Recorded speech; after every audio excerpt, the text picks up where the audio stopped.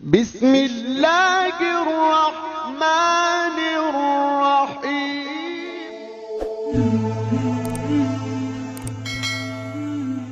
Assalamualaikum warahmatullahi wabarakatuh.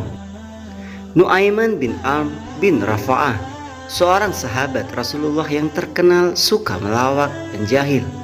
Ia adalah sahabat dari kalangan Ansar.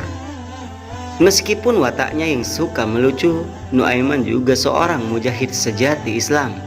Ia merupakan ashabul bab karena ikut terlibat dalam perang Badar bersama Rasulullah SAW dan para sahabat yang lainnya.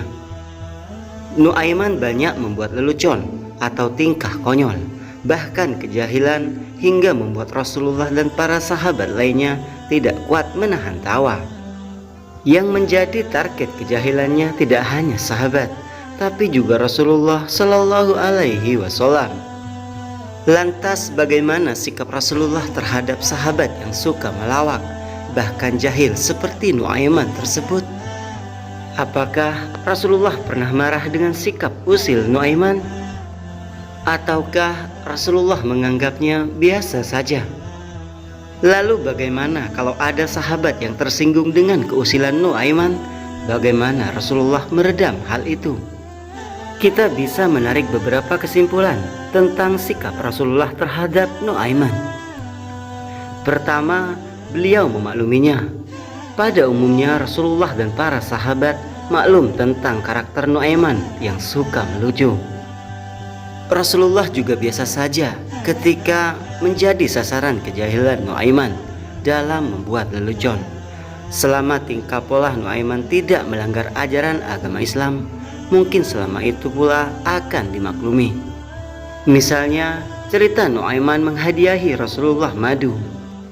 Diceritakan bahwa suatu hari Nu'aiman ingin menghadiahi Rasulullah seguci madu. Namun karena ia tidak memiliki uang, maka akhirnya Nu'aiman menyuruh penjual madu untuk mengantarkan madunya kepada Rasulullah sebagai hadiah kepada Rasulullah SAW. Nanti kamu minta juga uang harganya, kata Nu'aiman kepada penjual madu. Saat bertemu Rasulullah, penjual madu tersebut mengatakan sebagaimana yang diminta Nu'aiman. Rasulullah memberikan sejumlah uang kepada penjual madu itu. Jadilah Rasulullah mendapatkan hadiah madu sekaligus tagihan harganya. Setelah kejadian itu, Rasulullah memanggil Nu'aiman. Beliau menanyakan mengapa Nu'aiman melakukan hal itu.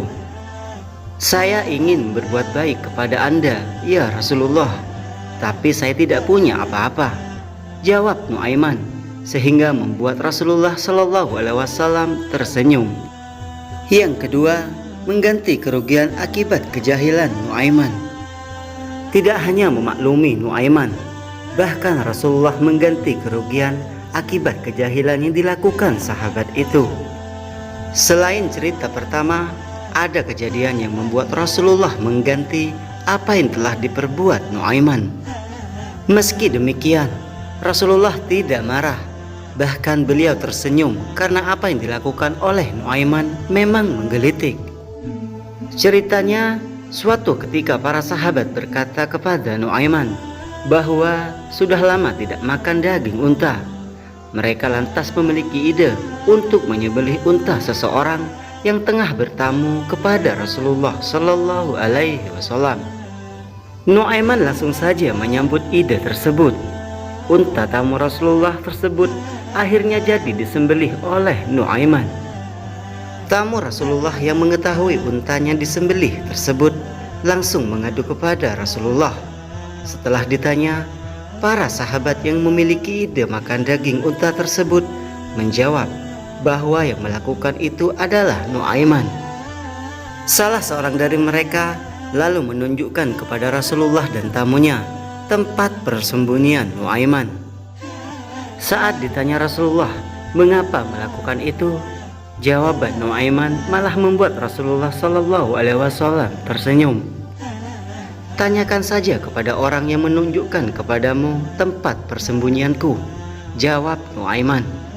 Rasulullah SAW lalu memberikan ganti rugi kepada pemilik unta tersebut dengan jumlah yang lebih daripada cukup.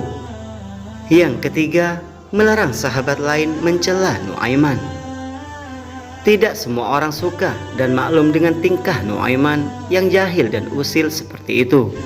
Pasti ada saja pihak-pihak yang jengkel dan tidak suka dengan tingkah laku Nuaiman. Terkait hal ini, Rasulullah sudah memberikan rambu-rambu. Rasulullah melarang para sahabatnya untuk mencela Nuaiman, sehingga Rasulullah Shallallahu Alaihi Wasallam berkata kepada sahabat, "Jangan pernah kalian menghujat dan melaknat Nuaiman. Meski dia seperti ini, tapi dia selalu membuat aku tersenyum. Dia masih mencintai Allah dan Rasulnya, dan tidak ada hak bagi kalian melarang Nuaiman mencintai Allah dan mencintaiku sebagai Rasul." Dan yang keempat, menjual teman. Pernah suatu ketika Nuaiman berangkat bersama Sayyidina Abu Bakar ke Basrah untuk berniaga. Bersama mereka ikut pula Suwaibid bin Hamalah yang bertugas membawa perbekalan. Nuaiman meminta kepada Suwaibid agar diberi makanan, tapi ditolaknya karena Sayyidina Abu Bakar sedang tidak di tempat. Nuaiman jengkel lalu mengeluarkan ancaman, "Tunggu pembalasanku." Nuaiman lantas menemui beberapa orang, menawarkan budaknya dengan harga sangat murah, sambil membocorkan kelemahannya, yaitu budaknya sering mengaku dirinya seorang merdeka. Yang ditawari setuju, lalu bersama Nuaiman mereka menuju ke tempat Suwaibid yang terlihat sedang duduk. Lalu Nuaiman menunjuk kepadanya. Tentu saja Suwaibid berontak sambil mengatakan dirinya bukan budak.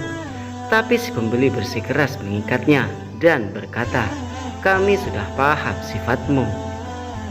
Untung saja Abu Bakar segera datang dan urusan jadi gamblang. Ketika peristiwa tersebut diceritakan kepada Nabi, beliau tertawa, bahkan setiap beliau ingat atau diingatkan, Nuaiman adalah pembawa kegembiraan. Mungkin karena itu Nabi Shallallahu Alaihi Wasallam pernah berkata, "Nuaiman akan masuk surga sambil tertawa, karena ia sering membuatku tertawa." Peristiwa lucu ini terjadi setahun sebelum wafatnya Baginda Shallallahu Alaihi Wasallam. Nuaiman sering menghibur, bahkan ketika sakit sekalipun, seperti ketika suatu hari Nuaiman dikabarkan sakit mata. Kemudian Nabi mengunjunginya. Ternyata Nuaiman sedang asik makan kurma. "Apa bolehkah makan kurma? Matamu kan sedang sakit," tanya Nabi Shallallahu Alaihi Wasallam. Dengan santai Nuaiman menjawab, "Saya mengunyah dari arah mata yang tidak sakit, ya Nabi." Jawaban tersebut membuat Nabi Shallallahu Alaihi Wasallam tersenyum.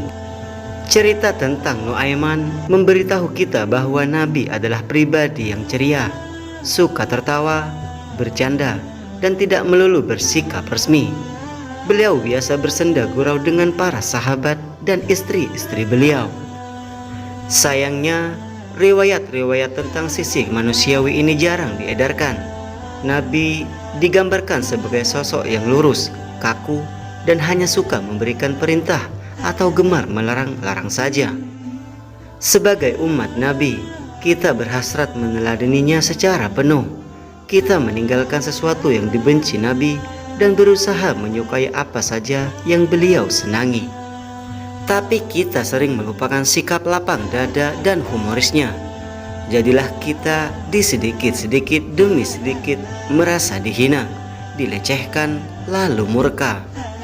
Senyum, tawa tidak hanya membuat jiwa menjadi cerah dan perasaan lega, ia juga mengembalikan kita sebagai manusia. Cuma manusia yang bisa melakukannya. Dan kita sudah rasakan hari-hari ini kebahagiaan yang keceriaan makin mahal harganya. Wallahu a'lam bishawab. Semoga ini bisa bermanfaat untuk kita semua. Assalamualaikum warahmatullahi wabarakatuh.